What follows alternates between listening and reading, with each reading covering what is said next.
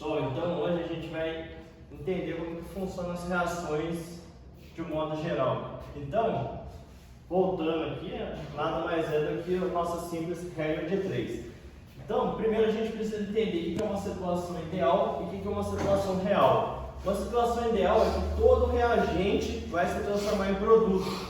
Numa situação real, o reagente tem impurezas e, portanto, essas impurezas não participam da reação. Então, nem todo reagente vai se transformar em produto, ou seja, a massa do reagente vai ser maior do que a massa do produto.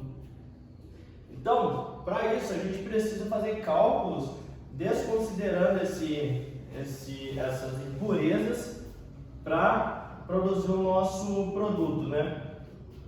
Então, se a gente fosse, por exemplo, tirar toda a impureza do reagente para depois fazer a reação, ia ficar um processo muito caro. Então, a gente faz a reação, só que a gente considera a quantidade de impureza que tem no reagente.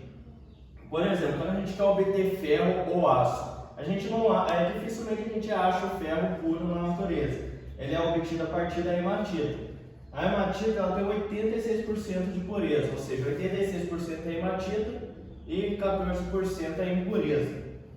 Então, dependendo da massa de hematita que a gente tiver, só 86% dessa massa vai reagir, o resto não vai ser utilizado.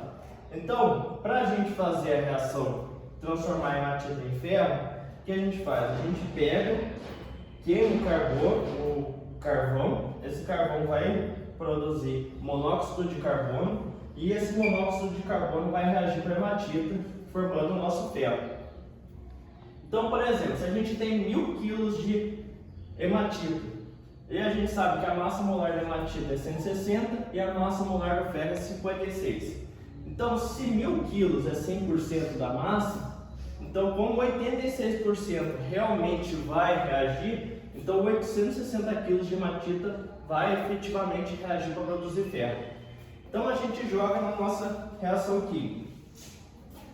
A nossa reação balanceada, a gente tem que 2 mols de hematita forma 4 mols de ferro.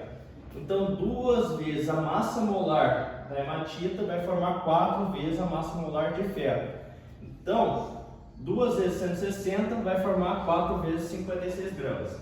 Se a gente tem 860 quilos que efetivamente vai reagir, então 860 vezes 10 terceira gramas, porque quilos para gramas a gente multiplica por 1000, vai formar uma quantidade de ferro. Então a gente faz a nossa regra de 3, a gente sabe que 1000 kg de hematita impura vai formar 602 kg de ferro. E a gente também pode, por exemplo, eu quero produzir 500 kg de ferro.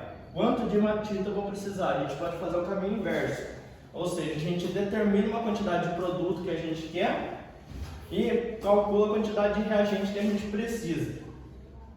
Por exemplo, aqui a gente tem o hidrogênio, que ele é produzido a partir da reação do cloreto de sódio com a água, formando o clorato de sódio mais o hidrogênio. Esse hidrogênio formado ele pode ser usado como combustível.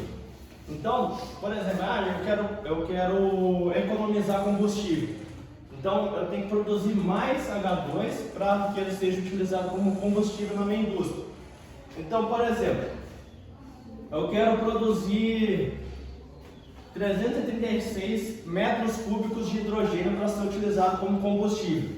Quanto que eu vou precisar de NaCl? Então a gente joga na nossa fórmula. Então a gente tem a nossa fórmula química balanceada aqui, a gente já sabe as proporções estequiométricas. Então a gente sabe que 1 mol de NaCl vai formar 3 mols de H2.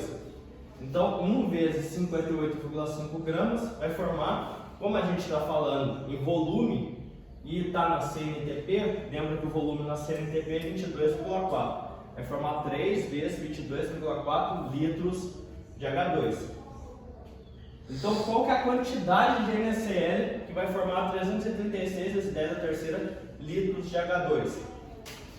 Então, a gente faz a nossa regra de 3. A gente acha que a massa de NaCl que a gente precisa é 292,5 kg. Só que essa massa de NaCl que a gente achou é o NaCl que efetivamente reagiu, ou seja, é 90% do reagente. Então, como o NaCl tem uma pureza de 90%, essa massa que a gente achou é 90%. Então, a massa que efetivamente a gente precisa é 100%.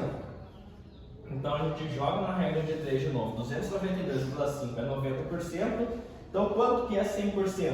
Então, 325 quilos.